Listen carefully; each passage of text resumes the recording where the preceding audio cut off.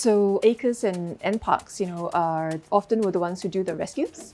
And then for us, our capacity for rescue is really from within the Mandai area. So that's kind of like how we share the rescue workload. So I'll take her out now, and then we'll just sort of do like a quick check. Okay. And then in terms of the animal assessments and the rehabilitation, all three facilities and organizations also share that workload. For pangolins, it's a bit of a special situation. So all pangolins actually come to Mandai for assessment. Yes, that's right. So this little pangolin came in about 2 weeks ago. She was rescued by Acres from a military area, and she was obviously a very young pangolin, probably around weaning age, found without mom. And to be honest, we don't know whether something had happened to the mom and therefore she was found alone, or whether it's just a natural process of the weaning that she's now starting to basically find her own way in the world. Overweight? She's put on a little bit of weight, but she's not overweight. Yeah.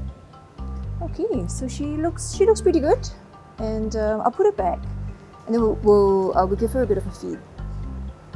So a pangolin, like meant for release, so we try and feed her as close to the natural diet as we can. So what's next for this pangolin?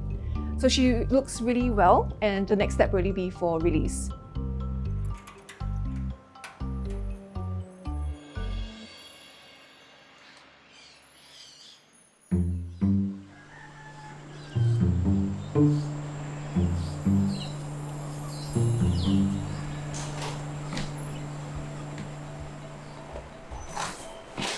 Oh my. So we have here a changeable hawk eagle. Yes. It's one of the brown morphs, it's less commonly seen. So this one collided with a building yesterday, was picked up by a night rescue and is now with us. Oh. And I'm gonna do a quick check on it to see if it's fit for release or if it has any injuries. If a bird does recover, sometimes they don't. If a bird does recover, then it could be showing improvement anytime from the 3rd day up to a week. Sometimes it takes a little bit longer. But some birds, when they've had permanent dislocations of the spinal vertebrae, or they've had a hematoma that has compressed the nerve and has killed the nerve, then it will not recover. So there are a few things we check for in collision cases. We've already seen that it can stand, but I also need to check the head if it has any head injuries. Look at the talons, it's razor sharp. Mm-hmm.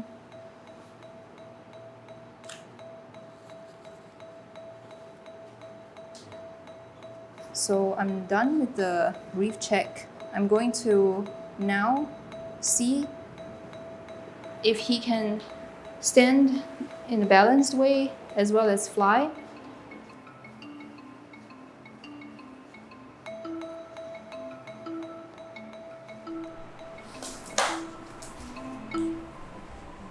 How can we play our part to be more considerate for the wildlife?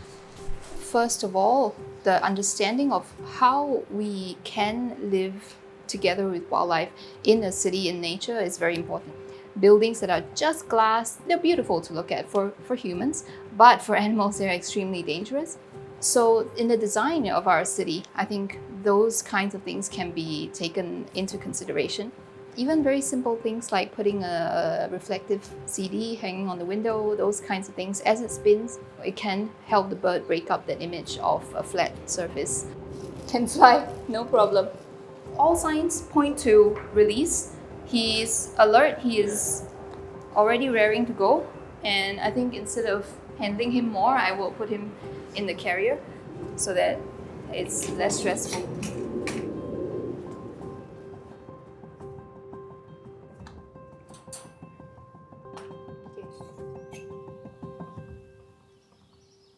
So welcome to our Center for Wildlife Rehabilitation. So this is our center where we receive animals that are rescued or injured from our environment. They will be sent over to our center for treatment and rehabilitation before release into the wild.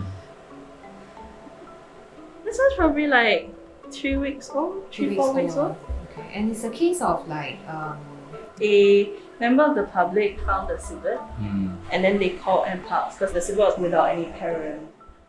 But this case I think is a bit more unique. Yeah, so sometimes we get babies because the parents, like, they might have been disturbed some way, like maybe a predator or something, then they leave the nest and then sometimes they don't come back to the baby. Or it could also be like the parents and the babies, they're like looking for a new place and then the baby gets lost. And when it's displaced, because it's still a baby, right, it has no means to find its own food. Yeah. So that's why our intervention is required.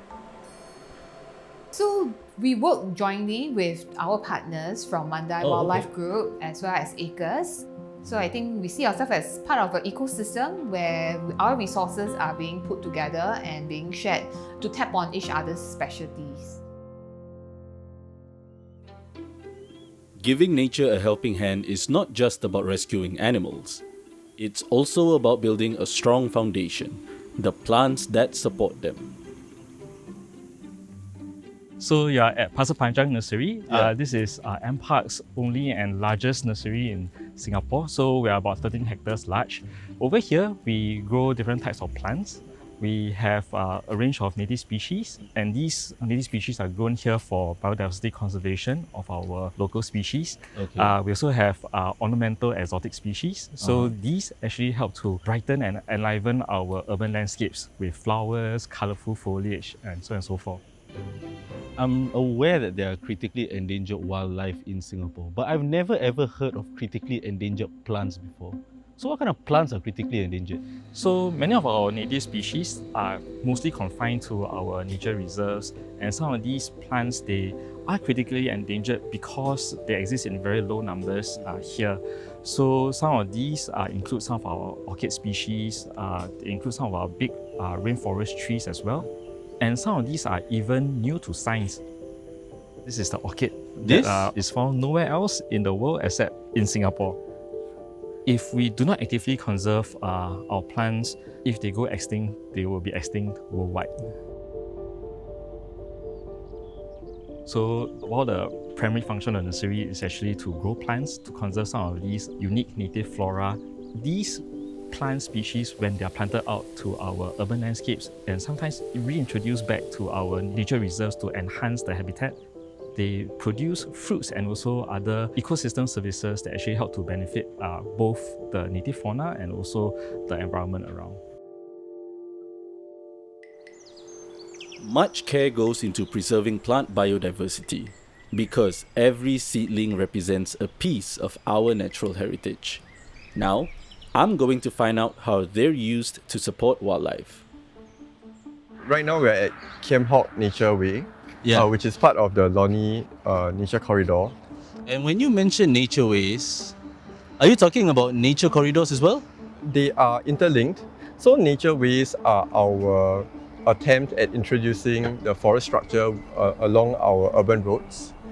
Within a nature corridor, which is at a wider scale, you would find a network of nature ways, park connectors that would then help facilitate movement between one core area and another. So when you look at natural forest, you find that there are different layers within it. You have your canopy layer, which are your tall trees. And below that, there's normally an understory. Here you can see that around our height, there will be some shrubs that are around the understory level. And there's also ground cover. So at the surface, there are also, you can see some plants that are growing on the ground. When it comes to designing the nature way, our colleagues work very carefully to identify and select native plants that would thrive within the environment. And there's a lot of thought that actually also goes into selecting species that can support biodiversity. Alright, Boy, so why is there a need for nature corridors and nature ways in the first place? Yeah, so nature corridors and nature ways are both important in providing ecological connectivity. For one, it allows different pockets of animal populations to be able to move and interbreed so that the populations become more resilient to extinction. Another important role in ecological connectivity is also the ecosystem functions that some of the fauna play. So for example, birds, a lot of them are fruit dispersals. When we connect some of these green spaces, whether through nature ways or nature corridors, it then allows some of these species to play that function and help to disperse or pollinate plants and ensure that our forests are more resilient. Okay. So the next time you're out on your walk, you might want to keep your eyes open because right beside you might be a nature way. And if your eyes are sharp enough, you might see more than just trees and plants in there.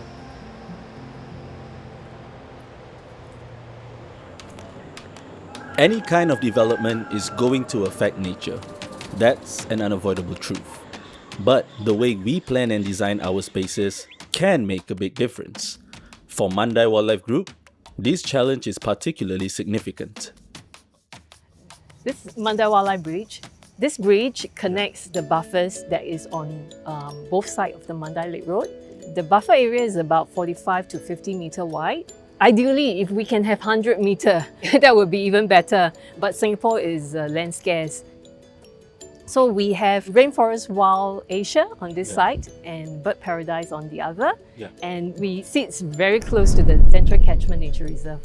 If we have built the new parks right to the Central Catchment Nature Reserve, our impact to the biodiversity there will be great. So for example, we will have noise and light spilling directly into Central Catchment Nature Reserve. And the trees along the boundary will also get affected.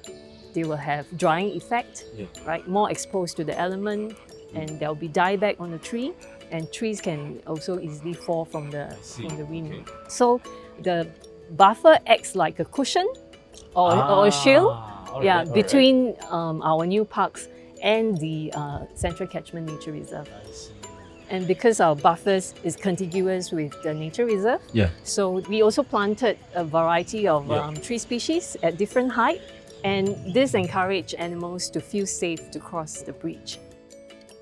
So although Rainforest Wild Asia has already been developed, there still has to be care and concern to the surrounding environment. Yes, because Mandai sits in a very biodiversity sensitive site. So our operation activities can also have an impact on our own biodiversity as well as the surrounding ones.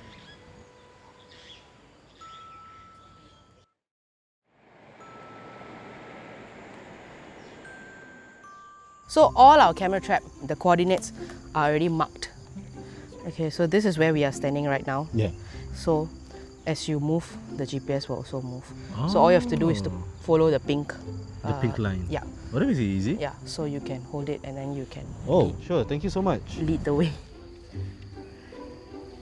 So Gauri, how is the data from these camera traps being used? Okay, so all this data, right, like they play like a big role. So firstly, we get a better understanding of their behavior. So imagine if you were to walk into a forest, you won't really be able to see a somebody or a mouse deer eating because they will detect you first and then they will faster run away. So camera traps, we can see, for example, right, we have seen them chomping on this like particular leaf called the African tulip flowers. So just now I mentioned the African tulip flowers, right? Yes. The orange ones that you see on the ground. Oh, those are the African tulip flowers. So what we do is that we have retained a few of these trees. So some of them were actually removed because they were near the fence and then there was a risk of them falling. But the ones that are further inside, they were retained so that the deers, they still get food source and it's a bit more shaded. So as you can see, this data helps us like plan when it comes to our ecological restoration and the wildlife connectivity enhancement. Like we know what we should retain or what we can plant more and all these plans. Oh, this is a lot harder than it looks. Yep. So the cameras are supposed to look like very camouflaged. So this is it. So anytime when we reach a camera, we want to check the battery level of the camera. This is the battery level.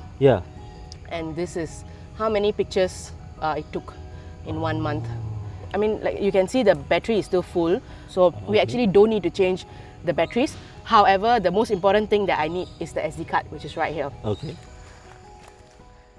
We also use camera traps to monitor like the recovery progress. We see how dense the vegetation gets, and then as the vegetation becomes more dense, what kind of species it attracts. So like the Mandai Wildlife Bridge, initially when it opened, there were like no pangolin sightings, for example, but after a few years, once the canopy like establishes, right, so it looks like an actual forest, then pangolins were sighted on the bridge itself. So this is a really good indication that the bridge is serving its purpose.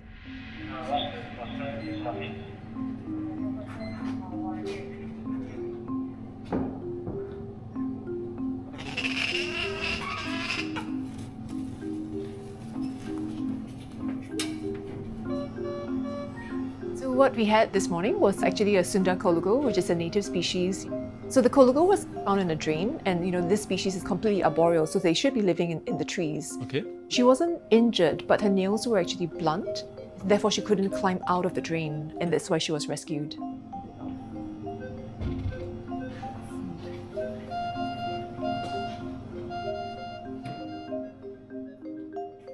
They're meant to have really long, sharp nails to be able to, one, cling to the trees, climb up the trees, and then glide and land and hold on to the next tree. They need nails that are like grappling hooks. And so essentially, a Colugo with either blunt nails or very, very short nails, that potentially is a death sentence. So this morning, we actually reshaped and resharpened the nails to prepare her for release. So Colugo rescues are most commonly associated with some kind of habitat disturbance. Actually, we didn't have many Colugos rescued and admitted for many years, but in the last few years, we've had, definitely seen an increase. And I think that's just associated with the, development going around all across the country. And so I think probably what happened was, she probably tried to glide across the drain and somehow didn't make it across and then fell in. So what's going to happen to the Colugo after this? So she's currently recovering from anesthesia. We've managed to get the nails nice and sharp and hooked for most of them. So we're just trying to make sure that she's able to have full control of her body and her mind. Also giving her a bit of time to eat some food and really just trying to boost her as much as we can before we release her back into the wild. The ultimate goal for rescue and rehabilitation is really to release these animals back into the wild. Yeah. So we want to keep them as wild as we can. We don't want them to become too habituated, too used to people. And so we're very careful with how we house them, how we interact with them, even though they may be under treatment.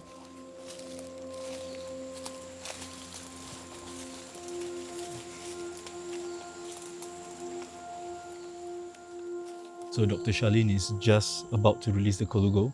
She's going to try to open up the cage and let the Colugo climb up on its own. So let's see what goes on from now.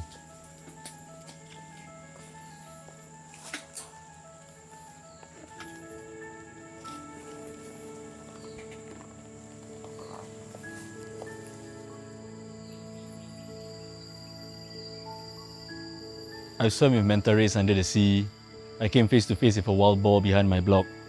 But today, the opportunity to see a Colugo being treated, fed, and then being released out back into the wild, I don't think anything can get wilder than this.